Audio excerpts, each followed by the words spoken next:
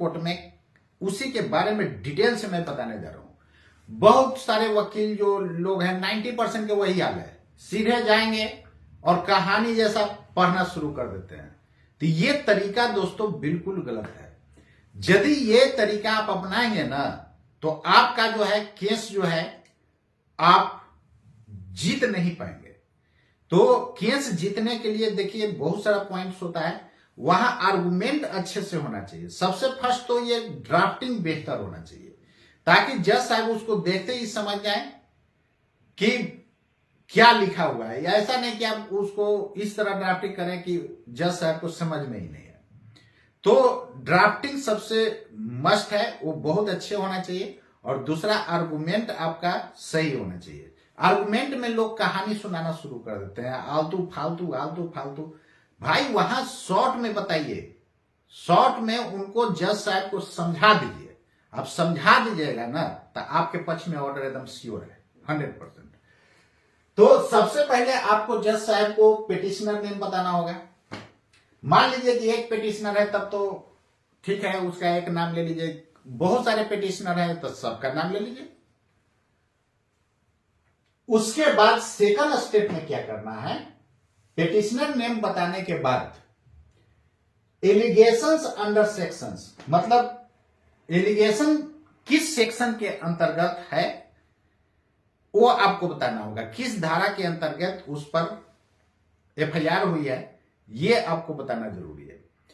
तो आप लोग देखते हैं कि एफआईआर में बहुत सारा सेक्शंस लिख दिया जाता है, तो मेन सेक्शन आपको बताना है।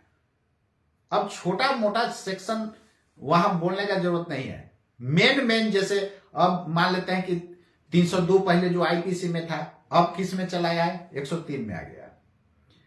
तो इस तरह जो मेन सेक्शन है, अटेम्प्ट टू मर्डर है, पनिशमेंट फॉर मर्डर, इस टाइप का जो मेन सेक्शन है उसको वहां पर आपको बोलना है। तो जो जो मेन सेक्शन है वही डिस्कस करना है। तो उसके बाद एलिगेशंस अंडर सेक्शन बोलने के बाद स्टेजेज ऑफ केस बताना है। आपका केस का स्टेज क्या है, चार्जशीट सबमिटेड है या चार्जशीट सबमिटेड नहीं है, यह आपको बताना होगा। या ट्रायल आपका स्टार्ट है क्या है, यह सब आपको डिस्कस करना होगा। तो जैसे आप चार्जशीट यदि सबमिटेड है, आप पता कर लीजिए चार्जशीट सबमिटेड है कि नहीं, और जाइएगा सिविल कोर्ट में, वहां पर आपको एक रिकॉर्ड रूम रहेगा। सब थाना का रिकॉर्ड रूम रहता है, वहां से आपको पता चल जाएगा कि चार्जशीट सबमिट हुआ है कि नहीं हुआ है। या आप जिस थाना में केस है वहां आप उसके आईओ से भी आप पता कर सकते हैं। तो स्टेजेज ऑफ केस के बारे में आपको वहां बताना जरूरी है। भाई जज साहब नहीं ना जाकर के पूछते रहेंगे, आपको बताना है। इसलिए तो वकील साहब को किया जाता है। अब आम पब्लिक को क्यों नहीं वहां पर, जैसे बोलने का तो उसका राइट है, लेकिन उसको इसलिए बोला जाता है कि आप वकील रख लीजिए ताकि जो वकील साहब ये सारी बात जो है लीगल बात वो जानेंगे। आम पब्लिक को नहीं ना पता है, इसलिए वकील साहब को इसलिए रखा जाता है। वो क्या करेंगे, जाकर के वहां से आप खोजते रह जाइएगा, रिकॉर्ड रूम आपको नहीं मिलेगा। वकील साहब को सब पता है कौन थाना का कहां पर है, वो धड़ाक सुन जाएंगे और वहां से फटाक सुन खोज लेंगे। लेकिन आपको बहुत परेशानी होना पड़ेगा, इसलिए तो वकील साहब को आपको रखना पड़ता है। वकील साहब एक्टिव रखिए, ये नहीं कि उनके आप दे दिए केस और फोन लगा रहे हैं, कभी उठा नहीं रहे, कभी स्विच ऑफ कर दे रहे हैं, और आज आप फाइल करने के लिए यहां पता चला, आज उनको पैसा और जो भी है आपके पास डॉक्यूमेंट उनको दिए हैं, मान लेते हैं कि आज, और 2 महीना बाद फाइल कर रहे हैं, 1 महीना बाद फाइल कर रहे हैं, तो ये तरीका सही नहीं है। तो आप एक्टिव वकील साहब को पकड़िए ताकि एकदम फटाफट काम करें। तो एलिगेशंस अंडर सेक्शन बताने के बाद आपको स्टेजेज ऑफ केस बताना होगा कि केस का क्या स्टेज चल रहा है, चार्जशीट हुआ है कि नहीं हुआ है, ये आपको बताना होगा। उसके बाद क्रिमिनल इंसिडेंट आपको बताना है कि क्रिमिनल आपराधिक इतिहास क्या है, इतिहास भूगोल क्या है। कहने का मतलब कि वो क्रिमिनल एंटेसिडेंट क्या है, मतलब कि आपराधिक इतिहास उसका क्या है, कितना प्रीवियस क्रिमिनल रिकॉर्ड उसका है, तो ये आपको बताना होगा। ये बहुत लोग क्या करते हैं कि इसको छिपा देते हैं, तो आप छिपाइएगा तो एगेंस्ट जो आपके हैं वो तो बता देंगे कि सुप्रेशन ऑफ फैक्ट्स है, फिर सुप्रेशन ऑफ फैक्ट्स में जो है आप फिर मुसीबत में पड़ जाइएगा, फिर आपका केस जो है ना जीतने वाला भी आप हार सकते हैं। तो इसलिए कोई बात वहां छिपाना नहीं है, वो आपको बता देना है। हाँ, कौन सा बात छिपाना है, जो ये छिपाइए ताकि जो है अगेंस्ट वाला उस बात को नहीं जाना, उसको छिपाइए। यदि अगेंस्ट वाला जाना है तो फिर आप छिपाइएगा, फंस जाइएगा। कहने का मतलब आपका केस जो है हो सकता है आपके फेवर में नहीं आ पाए। तो जब भी आप इस तरह का कोई भी क्रिमिनल इंटेंसिडेंट है, इसको कभी मत छिपाइए, वो आप टोटल मेंशन कर दीजिए एप्लीकेशन में ही। कब से कस्टडी में है एक्यूज, ये भी आपको बताना होगा। तो ये सारा जो है जितना भी ये मैं पॉइंट लिखा हूं वो सब आप क्या कीजिएगा, फाइल के ऊपर में ही आप उसको नोट कर लीजिए। ऐसा शॉर्ट में नोट कर लीजिए ताकि आपको समझ में आए, यानी कि वहां जाइए जज साहब के पास अलबला जाइए, तो ऐसा नहीं करना है।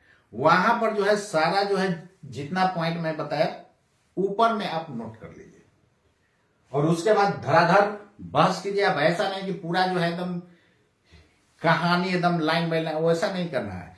एफआईआर को जो भी आप वकील जो नए लोग हैं, वो प्रैक्टिस में जो लोग जा रहे हैं या जो प्रैक्टिस में नहीं जा रहे हैं, अभी पढ़ाई कर रहे हैं, वो अभी से ही इस बात को माइंड में रखिए कि इतना पॉइंट्स वहां पर आपको डिस्कस करना जरूरी है।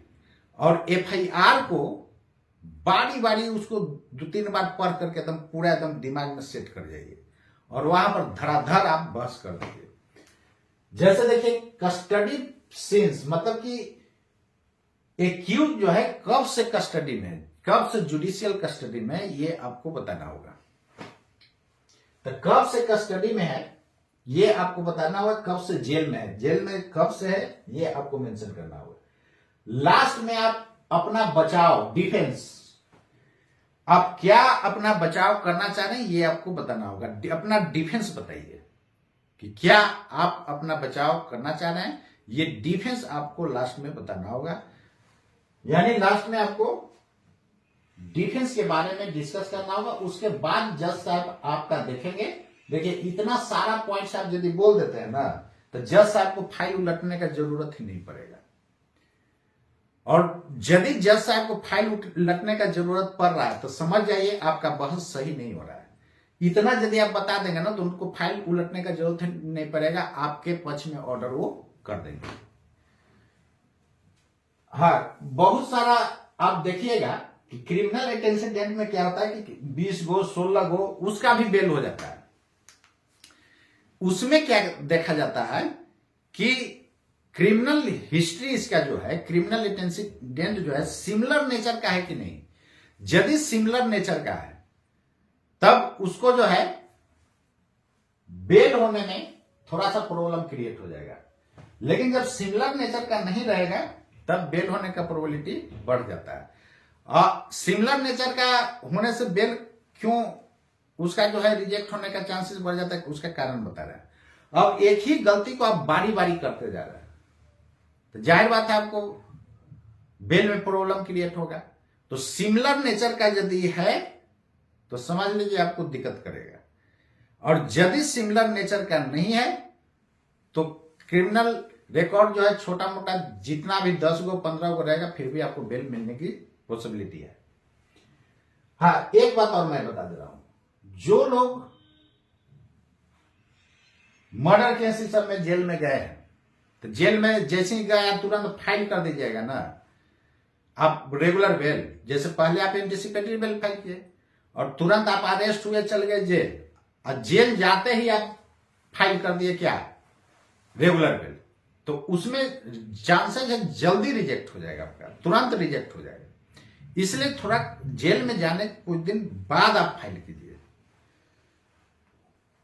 और यदि आपके पास कोई प्रूफ है कि वो निर्दोष है तो वो तो ट्रायल में आपका जो है इक्विटल हो जाएगा यदि आप निर्दोष रहेंगे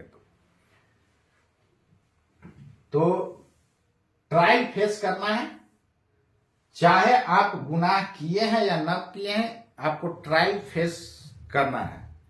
तो जब भी आपको फ्रेमिंग ऑफ चार्ज होगा उस समय आपसे पूछा जाएगा कि आपका गुनाह कबूल है, आपके ऊपर ये एलिगेशंस है। तो यदि आप कह दिए कि कबूल है तब तो फिर आपको आगे प्रोसीडिंग चलेगा ही नहीं, आपको उसी दिन या उसके अगले दिन आपको सजा सुना दिया जाएगा। तो 99% लोग कबूल नहीं करते हैं, कबूल करना भी नहीं चाहिए। हो सकता है आप आगे जाकर के ट्रायल शुरू होगा तो उसमें हो सकता है आप बरी हो जाए, हो सकता है आप इक्विटल हो जाए, तो ये कबूल ही नहीं करना है। सीधे जो है कहीं एक ट्रायल फेस करेंगे तो ट्रायल फिर होगा।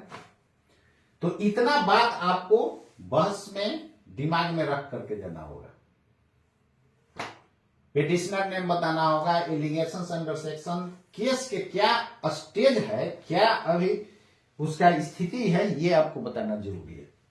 क्रिमिनल एंटेसिडेंट कितना है वो भी आपको बताना जरूरी है। यदि आप नहीं बताते हैं और अगेंस्ट वाले वकील जो है यदि आपको बता दिए तो फिर आपके ऊपर एक निगेटिव हो जाएगा और आपके पक्ष में ऑर्डर होने का कम चांसेस हो जाएगा।